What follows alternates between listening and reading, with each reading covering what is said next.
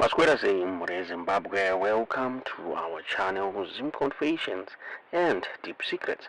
Kana kari kutanka kukuya pano channel, please don't forget to subscribe.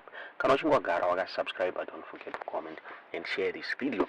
Nasmure Zimbabwe takigira inyaya irupisa nyaya inorwadza nyaya inosiririsa apo the prominent businessman wa Joseph Mutangadura avo vaizikanwa nekunzi Mutangazi vawanikwa vachiurayiwa muri Zimbabwe vari kunzi vashudwa in the early hours of the morning muri Zimbabwe. It is estate farmers outside Harare.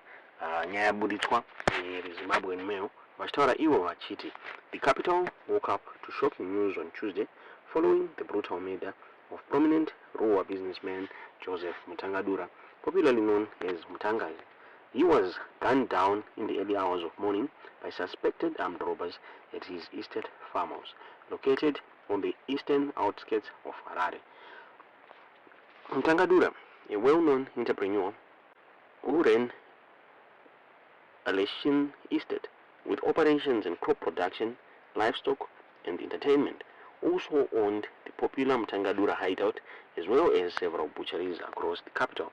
According to preliminary reports, 7 armed men stormed his farmhouse and shot him 6 times, once in the stomach before firing 5 more bullets into his chest while demanding money. In a separate attempt to save his life, Mutangadura reportedly pleaded with the assailants, offering to take them to his abattoirs, where cash was kept. The attackers, however, ignored his plea and executed him in cold blood. Police have since launched a manhunt for the armed gang, with investigations underway. The killing has sent shockwaves through Ruwa and beyond, where Mutangadura was regarded as a respected businessman and community figure. Authorities have pleaded to the public for any information that could lead to the arrest of the suspects. Mabuditsiro aitwa nyaya iyi muri Zimbabwe, tisingazive kuti munoiona sei, tiudziwe zvamuri kufunga mu comment section. I was called my little sister around 26 past 12 midnight. Achiti manya yekumba hanzi kwarira pfuti hakuna kumira mushe. Vandangopfeka zvandakwanisa kupfeka vandatongobuda nemudzimai wangu tichimanya kumba.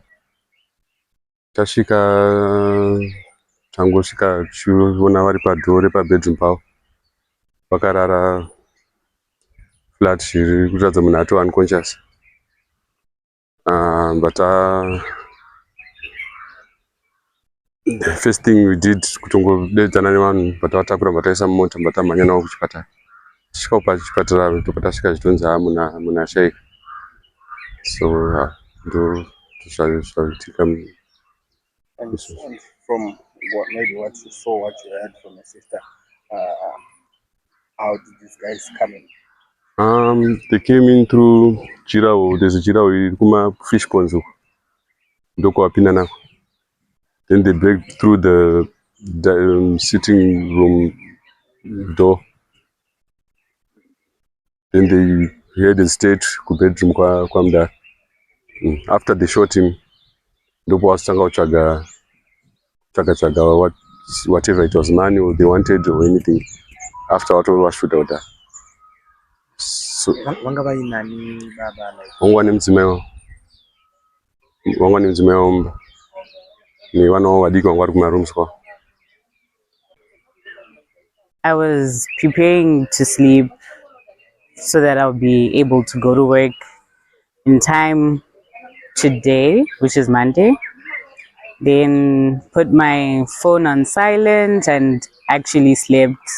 Then I suddenly woke up around 12 and my phone is blowing up because my cousin kept calling me constantly, but I'd actually put it on silent. Then I'm trying to answer, she's cutting and she's typing saying, hey, there's robbers in the house, I've heard a gunshot, call anyone, call everyone, we need help. I can't answer the call. I'm in my room, just call anyone that you can call. So that's when I started calling my older brother, Munyaradzi. Then started calling the people that stay around as well. I called the guard that guards the hideout side, he also started calling other people at Kuurayiwa to help out and to see the situation. So as that was all happening, my sister and I were on the way from Sunridge to come here. Tashika Parua, we get another call. It was from my little brother and he was crying. He wasn't really making sense. Then we're like, you know what, let's first arrive and see kuti chichikuitika why mwana ari kuchema. Tumba tasvika. Then they told us that dad has been shot, he's been taken to the hospital. We rushed to the hospital. I get there, people are crying, and I'm wondering, okay, why are people crying? You know, everything's going to be okay. Then I asked my brother's wife, and I'm like, hey, so why are people crying? You know, everything's going to be okay. You know, he's a strong man. He can take a bullet and still survive. Then that's when she broke it to me that he was pronounced dead on arrival. Yeah. How do you feel now? So honestly, still in denial, but as people are coming and hugging and crying with me as well, that's when things are starting to actually settle in that those are Itika. I have to give that to dad. I know when you broke the story, every other message was a good message that you saw us. Take us through what sort of person he was, what sort of relationship you had with him. I heard you, but I say it's a huge loss to the community. Yeah, it's a very huge loss. I think if you are a person that comes to the hideout, you can see that the way that the space is built, it's got many homes, not just like our home, but homes for other people that also raise their children while working with him and for him. Homes of the workers, the gardeners, everything. Everyone stays around here. There's no one that stays far from this workplace because he literally built those houses for the workers to stay. So it really was a big community. If you even talk to some of the people, there's one lady, she was actually saying she started working here when she had her first child, who was only 1 year old, and now she's got 5 children and they're all married now. So that's something that's really big. He was just a very great man, to be honest. We had a good relationship, but you know, with fathers to their daughters, they're pretty strict. They're not going to allow any funny business. So that was just the situation. He was strict, he was funny, he was an amazing man. Let's talk about the fondest moment with him. I hear you talking about he was a very strict man. Obviously, I'll protect my dad. Take us through one of your fondest memories. So there was a time that, so this is actually not too far back. My cousin from the USA, she came to visit and she came with a bottle of tequila for him to try out. And you know, I was like, chance given, we're going to all try this out, you know.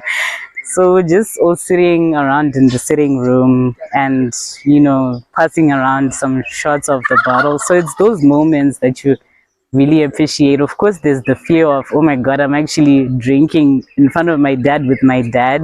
But it's also something that I found special that, yeah, getting to drink with your dad, I guess, which was really nice for that moment. But there's so many other memories and so many other things that